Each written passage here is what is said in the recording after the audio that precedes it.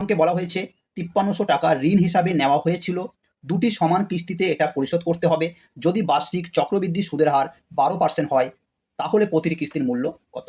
দেখো, আমাকে জানতে হবে ১২% কথার অর্থ কী। ১২% মানে হলো ৩/২৫, ঠিক আছে। এরপর একদিকে ২৫ লেখো, আর চক্রবৃদ্ধি সুদের ক্ষেত্রে সবসময় বাড়ে।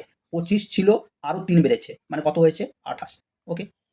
এরপর দেখো দুটি সমান কিস্তি, এই জন্য কী করবে, এই ২৫-এর মাথায় ২ দেবে পাওয়ার হিসাবে, ২৮-এর পাওয়ার হিসাবে ২ দেবে। তাহলে ২৫-২৫ কত হয়? ৬২৫।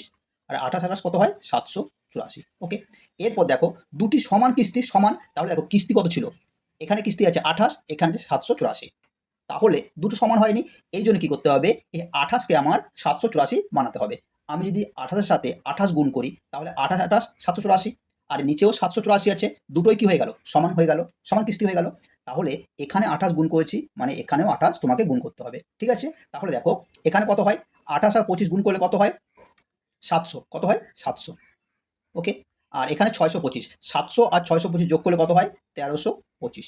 আর এখানে কত আছে? ৭৮৪। ওকে। এরপর দেখো বলা হয়েছে ৫৩০০ টাকা ঋণ নিয়েছিল, বলছে প্রতিটি কিস্তির মূল্য বের করতে বলেছে। তাহলে আমি বলতে পারি ১৩২৫ সমান ৫৩০০। তাহলে ১৩২৫ সাথে ৪ গুণ করে ৫৩০০ হয়। এরপর দেখো প্রতিটি কিস্তির মূল্য বেরিয়ে যাবে, তাহলে এর সাথেও ৪ গুণ করো, গুণ করলে কত হয়?